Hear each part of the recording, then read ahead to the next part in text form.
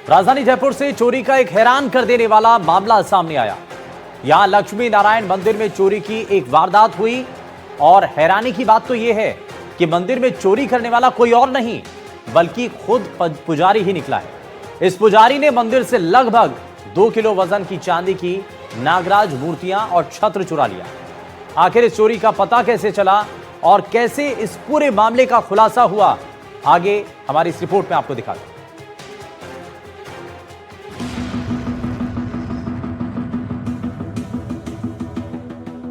जयपुर के अशोकनगर थाना क्षेत्र स्थित प्राचीन लक्ष्मी नारायण मंदिर में चोरी की एक बड़ी वारदात सामने आई है। इस घटना ने न सिर्फ स्थानीय लोगों बल्कि पुलिस को भी हैरान कर दिया है, क्योंकि चोर कोई और नहीं बल्कि उसी मंदिर का अस्थायी पुजारी ही निकला।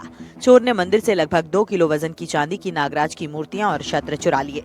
मंदिर में चोरी की जानकारी सुबह तब मिली जब रोजाना की तरह श्रद्धालु पूजा पाठ के लिए पहुंचे। उन्होंने देखा कि मंदिर के अंदर भगवान की मूर्तियां और छत्र गायब है, जिसके बाद तुरंत अशोकनगर थाना पुलिस को सूचना दी गई। मौके पर पहुंची पुलिस ने मंदिर परिसर में लगे सीसीटीवी फुटेज को चेक किया और पुलिस ने जब सीसीटीवी देखा तो पुलिस के होश उड़ गए। उन्हें पता चला कि मंदिर में चोरी किसी बाहरी ने नहीं बल्कि मंदिर के ही पुजारी ने की है।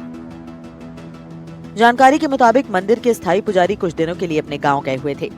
इसी कारण मंदिर में देखरेख और पूजा पाठ के लिए पुजारी को अस्थायी रूप से नियुक्त किया गया था। जांच में सामने आया कि मंदिर में रखे चांदी के छत्र और दान पात्र को देखकर पुजारी की नीयत बिगड़ गई। जिस मंदिर में वो पूजा करता था उसी में उसने चोरी की वारदात को अंजाम दिया। चोरी करने के बाद आरोपी कैब लेकर मौके से फरार हो गया। पुलिस ने बताया कि आरोपी पुजारी का एड्रेस और ठिकाना पुलिस को मिल गया है, लेकिन वो अपने ठिकाने से फरार है। अशोकनगर थाना पुलिस ने आरोपी की तलाश के लिए टीमें गठित कर दी हैं। पुलिस ने जल्द ही आरोपी पुजारी को गिरफ्तार कर चोरी की गई चांदी की मूर्तियों को बरामद करने का दावा किया है। चोरी की इस वारदात से लोगों में काफी आक्रोश है। लोगों का कहना है कि जल्द से जल्द आरोपी की गिरफ्तारी की जानी चाहिए। फिलहाल पुलिस आरोपी की तलाश में जुटी है। जिस पुजारी की ये जिम्मेदारी थी कि वो मंदिर की देखरेख करे, उनकी पूजा करे, वही पुजारी अंकित चोरी की वारदात को अंजाम देकर बाकायदा कैब से वहां पर फरार हुआ है। हालांकि पुलिस को सीसीटीवी फुटेज मिले हैं, फुटेज के आधार पर उसकी तलाश की जा रही है। इसके साथ ही उसके एड्रेस लोकेशन भी पुलिस को मिले हैं, लेकिन वो अपने एड्रेस से फरार बताया जा रहा है। वहीं उसके संभावित ठिकानों पर दबिश मारी जा रही है। डीसीपी साउथ के नेतृत्व में एक टीम भी गठित की है जो लगातार अंकित की तलाश कर रही है। बहरहाल जब अंकित पकड़ में आएगा तब उससे पूछताछ होगी, तभी क्लियर हो पाएगा कि आखिर उसने ये वारदात क्यों की है और इससे पहले भी क्या उसने कभी इस तरह की वारदातें की है या नहीं की है। बहरहाल 24 घंटे बीत जाने के बाद भी अभी तक पुलिस के हाथ खाली है। पुलिस ने दावा किया है कि जल्द अंकित को गिरफ्तार किया जाएगा। Deepak Chawla, NDTV, Jaipur. Income tax team ने काली कमाई के खिलाफ बड़ी कार्रवाई को अंजाम दिया। Vardhman group of real estate पर टीम ने छापा मारा है और मानसरोवर स्थित वर्धमान स्कूल से करोड़ों रुपए की बरामद की है राशि। हाल ही में ये सब कुछ हुआ और नोट गिनने के लिए कैश काउंटिंग मशीन भी मंगवानी पड़ी। लंबे समय से इनकम टैक्स विभाग को यह सूचना मिल रही थी कि टैक्स की यहां पर चोरी हो रही है और इसके बाद टीम ने यह कार्रवाई की है। आखिर कैसे ये पूरी कार्रवाई की और कैसे टीम को जानकारी मिली, आगे दिखाते हैं।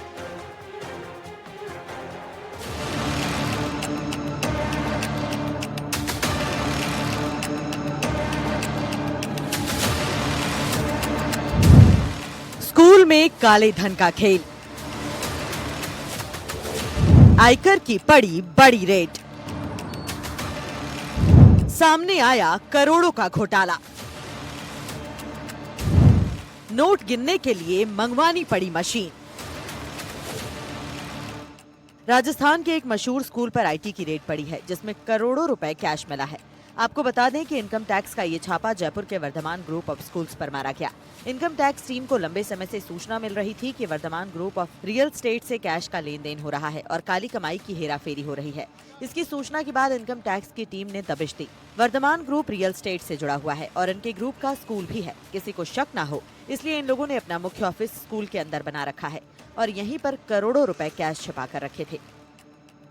इस वक्त मैं वर्धमान जो स्कूल है और डीप इंटरनेशनल जो कॉलेज है यहीं पर मौजूद हूँ और इसी के अंदर जो वर्धमान जो रियल इस्टेट से जुड़ा हुआ कनेक्टेड जो ऑफिस है वो इसने बना रखा था, इनके ऑनर ने, इनके मैनेजर ने, और इसी के अंदर इस वक्त जो है इनकम टैक्स की जो रेड है वो लगातार जारी है। दरअसल इनकम टैक्स टीम को ये सूचना मिली थी कि इसके अंदर करोड़ों रुपए कैश है वो यहाँ पर मिले हैं, काली कमाई है और रियल इस्टेट ग्रुप में करोड़ रुपए के कैश लेन देन हो रहा है और बड़ी मात्रा में करोड़ रुपए यहाँ पर मिले हैं, जिसके बाद यहाँ पर इनकम टैक्स की टीम सुबह मौके पर पहुंची।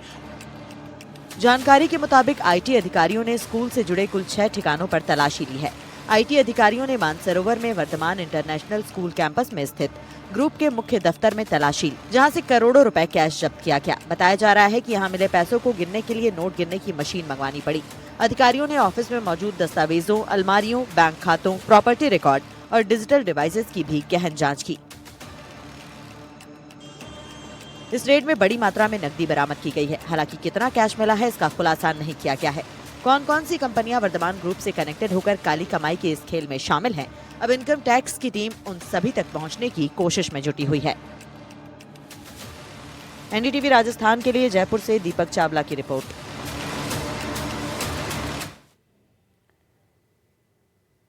विदेश से एमबीबीएस की डिग्री लेकर भारत में प्रैक्टिस करने वाले कई डॉक्टर अब स्पेशल ऑपरेशन ग्रुप की रडार पर हैं। एसओजी ने अभी 3 फर्जी डॉक्टर्स को गिरफ्तार किया। विदेश से मेडिकल की डिग्री तो ली, लेकिन भारत में अनिवार्य फॉरेन मेडिकल ग्रेजुएट एग्जामिनेशन पास नहीं किया। सर्टिफिकेट लेने के मामले में फेलियर हुए ये तीनों फर्जी डॉक्टर आम लोगों की जिंदगी के साथ खिलवाड़ कर रहे थे। तीनों डॉक्टर्स की गिरफ्तारी के बाद एफएमजीई के फर्जी सर्टिफिकेट देने वाले पूरे नेक्सस का पता लगाने की अब कोशिश हो रही है। क्या यह पूरा मामला है, इस रिपोर्ट में आपको दिखाते हैं।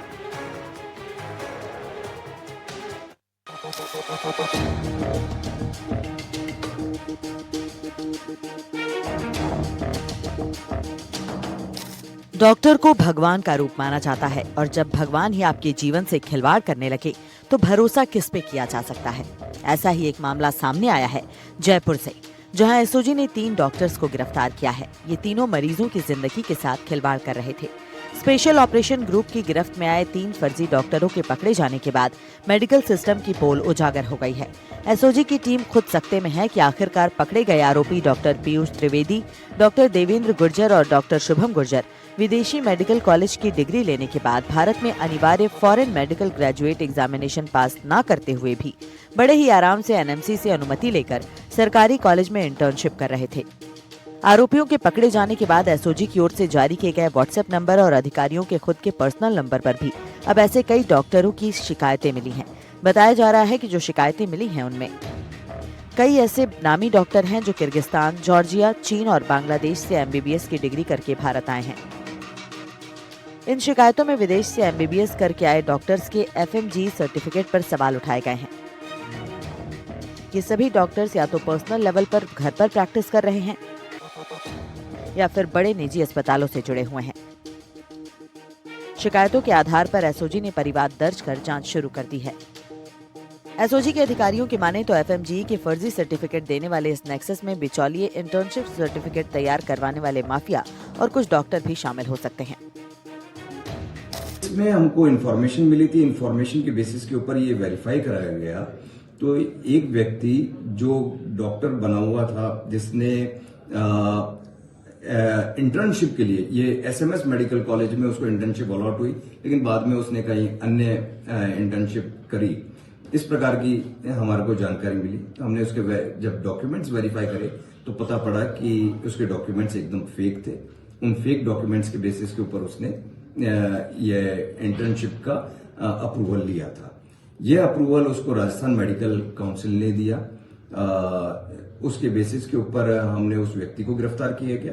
उसका नाम पीयूष था और पीयूष से फिर पूछताछ में पता पड़ा कि उसके सेकंड नंबर पे कड़ी एक डॉक्टर देवेंद्र था। तो देवेंद्र से भी पूछताछ किया तो उसका भी पता पड़ा कि उसने भी एफएमजी एग्जाम दिया था, लेकिन वो भी उसको क्लियर नहीं कर पाया और उसने फर्जी एक पेपर्स तैयार करके और आरएमसी में सबमिट करके उसके बेसिस के ऊपर इंटर्नशिप करी है। फिर तीसरी कड़ी में शुभम का पता पड़ा, जिसके बेसिस के ऊपर ये चेन चली है। आपको बता दें कि यूएसए, यूके, ऑस्ट्रेलिया, कनाडा, रूस, किर्गिस्तान, जॉर्जिया, न्यूजीलैंड, चीन और बांग्लादेश जैसे कई देशों की एमबीबीएस डिग्री भारत में मान्य है। एनएमसी के दिशा निर्देशों से इन देशों की डिग्री WHO से स्वीकृत है। भारत में प्रैक्टिस के लिए एफएमजी और नीट की परीक्षा पास करनी होती है। सिवाय यूएसए, यूके, ऑस्ट्रेलिया, न्यूजीलैंड और कनाडा जैसे देशों को छोड़कर, बशर्ते आप वहां की लाइसेंसिंग परीक्षा पास कर लें और एनएमसी की शर्तें पूरी करें। पकड़े गए इन तीनों फर्जी डॉक्टरों ने इन सभी शर्तों का उल्लंघन किया है। फर्जी सर्टिफिकेट से सेंधमारी कर पूरे मेडिकल सिस्टम पर सवाल खड़े कर दिए हैं। एसओजी की टीम ने विदेशों से डिग्री लेकर आने वाले इन सभी डॉक्टर्स के एफएमजी सर्टिफिकेट की जांच के लिए दिल्ली के एनबीई यानी नेशनल बोर्ड ऑफ एग्जामिनेशन को एक लेटर लिखा है। लेटर के जरिए इन सभी अभ्यर्थियों का रिकॉर्ड मांगा गया है। यही नहीं, एमबीबीएस की डिग्री देने वाले जॉर्जिया की मेडिकल यूनिवर्सिटी से एसओजी की टीम ने संपर्क किया है कि कहीं एमबीबीएस की डिग्री भी फर्जी न हो। डॉक्टर देवेंद्र ने अपने साथी डॉक्टर शुभम गुर्जर और दूसरे सहयोगियों के साथ मिलकर पीयूष को 16 लाख के बदले फर्जी एफएमजी सर्टिफिकेट और एनएमसी रजिस्ट्रेशन दिलवाया। एसओजी ने संभावना जताई है कि तीनों डॉक्टर्स की तर्ज पर बड़े पैमाने पर कई दूसरे अभ्यर्थियों ने भी एफएमजी का सर्टिफिकेट लिया है। अब हमारा ये पर्पस है कि मेडिकल के फील्ड में इस प्रकार से फर्जी एफएमजी एग्जाम का सर्टिफिकेट लाके और आप इंटर्नशिप के लिए एनरोल कर लो, फिर आपके बाद में रजिस्टर्ड मेडिकल प्रैक्टिशनर बन जाओ और आप राजस्थान में प्रैक्टिस करते रहो या आप फर्दर हायर एजुकेशन लेते रहो। ये सारी चीजें होना पाए जाने पर हम इसके ऊपर गहनता से अनुसंधान कर रहे हैं। इसमें और भी लोग जिन्होंने फर्जी तरीके से यह डिग्री ली है, यह सर्टिफिकेट लिया है, जिसके बेसिस पे इंटर्नशिप का एनरोलमेंट कराया है और बाद में रजिस्टर्ड मेडिकल प्रैक्टिशनर बने हैं, वो वाले लोग, और प्लस क्या राजस्थान मेडिकल काउंसिल की इसमें कोई लैप्सेस रहे या कोई बदयांती रही है, उसके बारे में भी हमारी जांच रही। हमारी टीम्स इस पे लगी हुई है कि कौन प्रमाण पत्र प्रोवाइड करते थे, कैसे करते थे, क्या होता था। वो इन्फॉर्मेशन इन जो 3 डॉक्टर्स को हमने अरेस्ट किया है, तो इनके अरेस्ट के बेसिस के ऊपर हम इनसे पूछताछ कर रहे हैं। अभी इनके पीसी चल रही है और शीघ्र ही हम फर्दर आगे कार्रवाई करेंगे। देखा जाए तो एसओजी ने एक अत्यंत संवेदनशील और गंभीर मामले का भंडाफोड़ करते हुए मेडिकल सिस्टम में घुसपैठ की कोशिश को नाकाम कर दिया है। लेकिन जरूरत है ऐसा मजबूत सिस्टम बनाने की जिसमें इस तरह से सेंधमारी ना हो सके। देखना यह है कि अब एसओजी की पड़ताल में और कितने फर्जी डॉक्टर्स बेनकाब होते हैं।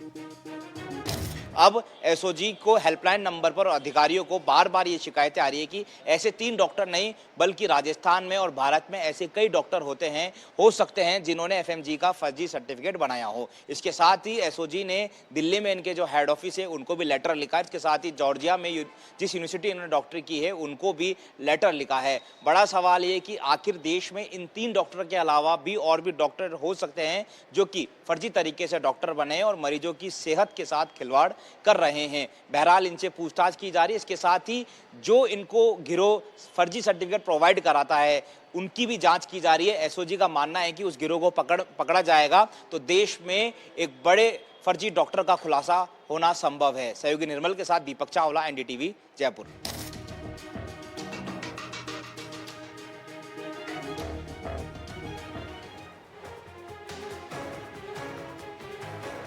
छह दिसंबर की वो रात जब गोवा के लिए किसी काल से कम नहीं थी। नाचना गाना हो रहा था, वहां लोग मस्ती कर रहे थे, लोग तालियां बजा रहे थे, खुश थे, जश्न मना रहे थे और हर किसी के चेहरे पर एक खुशी थी। लोग अलग अलग जगहों से गए थे, कुछ दिल्ली से गए थे, कुछ महाराष्ट्र से थे, अलग अलग जगहों से लोग थे और उस जगह पर जाकर के वहां जश्न मनाया जा रहा था। तभी एक छोटी सी चिंगारी उठती है और Birch by Romeo Lane club में आग लग जाती है। आग की लपटें इस पूरे क्लब को अपनी चपेट में ले लेती, हाहाकार मच जाती है। और उसके बाद जब इस क्लब के अंदर आग लगती है तो इस क्लब के मालिक क्या कर रहे थे? आप सोच रहे होंगे चिंता कर रहे थे, ये सोच रहे होंगे कि आग कैसे बुझे। नहीं, वो वहां से फरार होने की तैयारी कर रहे थे। उनको जब ये पता चला कि क्लब के अंदर आग लग गई है और उनको भी मालूम था कि नॉर्म्स का पालन नहीं कर रहे हैं, वो नियमों की अवहेलना हो रही है वहां पर, तो इसीलिए वो वहां से फरार होने के बारे में सोचते हैं। और इस दौरान क्या क्या हुआ, कैसे उनको पकड़ा गया, कहां भाग गए थे और कैसे टीम वहां जाकर के उनको गिरफ्तार करती है, ये सभी चीजें आपको बताते हैं, लेकिन आपको बताते हैं कि एक बड़ा हादसा हालांकि यहां पर यह टाला जा सकता था। क्या वहां पर सुरक्षा के पुख्ता इंतजाम थे, ये सवाल है। क्लब के स्टाफ ने आग लगने के बाद आखिर क्या किया, इन सभी सवालों से आज हम पर्दा उठाने जा रहे हैं। एनडीटीवी की टीम ने गोवा अग्निकांड की पीड़िता से बात की और उन्होंने जो खुलासे किए हैं वो हैरान कर देने वाले हैं, चौंकाने देने वाले हैं। जरा आपको दिखाते हैं।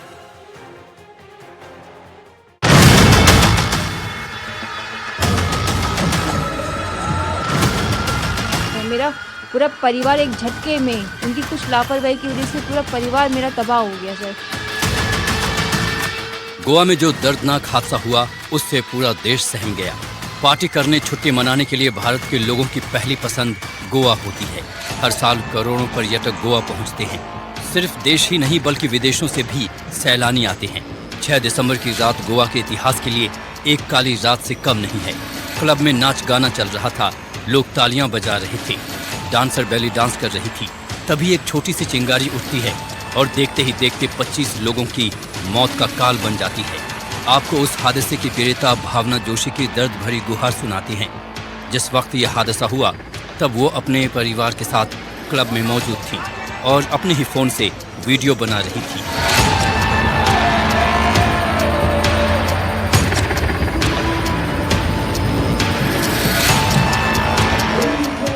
जहां एक वक्त पर नाच गाना हो रहा था, वहां अचानक जश्न का माहौल मातम में बदल गया। जिस जगह बेली डांस हो रहा था उस जगह को आग की लपटों ने अपनी चपेट में ले लिया। हमसे पूछने आया कि आपकी रिजर्वेशन है। मेरे हस्बैंड ने बोला यस। तो हमको वो टेबल पर लेके गए, उन्होंने हमें वहां बिठाया। वहां पे हमें हार्डली 15 मिनट्स 20 मिनट्स हमें बैठे हुआ था कि अचानक से वहां पर सब डांस चल रहा था, म्यूजिक चल रहा था और अचानक से वहां पे जो गन फायर जो चलती है ऑन द ये जो डांस चल रहा था इस बीच में, तो कंटिन्यूअसली उसके चलने के बाद ही वो एक स्पॉट पर, वो पर्टिकुलर एक स्पॉट पर वो छोटा सा एक चिंगारी वहां पे उठा और उसके बाद वो छोटी सी चिंगारी एकदम से पानी की तरह ऐसे फैली कि वो इतनी भयानक आग में बदल गई। मैं उसके बाद पता नहीं वहां पे एसी भी फटा और बहुत ज्यादा देर बाद वहां पे सिलेंडर भी फटा। बहुत बुरा हाल हुआ मेरा। यानी सब कुछ ठीक चल रहा था, लेकिन आग इतनी तेजी से फैली कि कोई समझ ही नहीं पाया कि क्या हुआ। लेकिन क्या वहां आग बुझाने की कोशिशें की गईं? क्या सुरक्षा के कुछ कड़े इंतजाम थे? सुनिए क्या हुआ। सिर्फ एक उनकी छोटी सी लापरवाही की वजह से, जो उन्होंने अंदर अपने बार के अंदर जो प्रिकॉशंस नहीं लिए थे सेफ्टी पर्पस के लिए, ना तो उनका कोई इमरजेंसी एग्जिट डोर था, ना ही वहाँ पे कोई फायर अलार्म था और ना ही वहाँ पे फायर कंट्रोल करने के लिए कोई भी अदर प्रिकॉशंस थे। इनफैक्ट वहाँ के जो स्टाफ है उन्होंने भी कोई हेल्प नहीं करी। वो पहले अपनी जान बचा रहे हैं, जो वहाँ पे लोग फंसे हैं उनकी जान नहीं बचा रहे। जो स्टाफ अंदर फंसा है, पहले डांसर्स को, म्यूजिशियंस को, उनको बचाया जा रहा है। बाकी लोग जो खुद से निकले अपनी जान बचा करके वही सेफ हुए हैं सर। जो फंस गए वो अंदर ही रह गए। भावना जोशी की बातों से पता चलता है कि वहां सुरक्षा के कुछ पुख्ता इंतजाम नहीं थे। क्लब के स्टाफ को दूसरे लोगों की कोई चिंता नहीं थी, उन्होंने बस अपनी जान बचाई। मैंने अपने परिवार के 4 सदस्यों को खोया जो मेरे लिए कितनी अहमियत रखते हैं। मेरा पूरा परिवार एक झटके में, उनकी कुछ लापरवाही की वजह से पूरा परिवार मेरा तबाह हो गया सर। हम ऑलमोस्ट हम रोड में आ गए सर। जो मेरे हस्बैंड है, 2 परिवारों को चलाने वाले पूरे होल सोल थे वहाँ पे, हमारे पिलर थे वो। अब वो इस दुनिया में नहीं रहे। अब बताइए मैं कैसे 4 बच्चों को पालूंगी। मैंने भावना का दर्द कोई नहीं समझ सकता, उनका गुस्सा भी जायज है। एक ही झटके में उनका पूरा संसार उजड़ गया। वो चीखती रही, चिल्लाती रही, लेकिन किसी ने उनकी मदद नहीं की। मैम मेरे अंदर इतना आक्रोश है कि अगर मेरा बस चले तो मैं अभी उनको पकड़ के अभी मैं उनको मार डालूं। मतलब इतना आक्रोश है मेरे अंदर, क्योंकि मेरी पूरी लाइफ खत्म कर दी, मेरी पूरी लाइफ, मेरा परिवार खत्म कर दिया उन लोगों ने एक झटके में। एक छोटी सी लापरवाही की वजह से मेरा पूरा परिवार चला गया। अगर ये चीजें सेफ्टी प्रोटोकॉल्स फॉलो करते तो मैम आज ये हादसा नहीं होता। अगर उसी टाइम एट अ टाइम वहां पे उनके स्टाफ वाले अगर उस आग को बुझाने की कोशिश करते तो इतना बड़ा हादसा मैम होता ही नहीं। बट सबको पहले अपनी जान बचानी है, बाकी लोगों को मरते छोड़ देना है।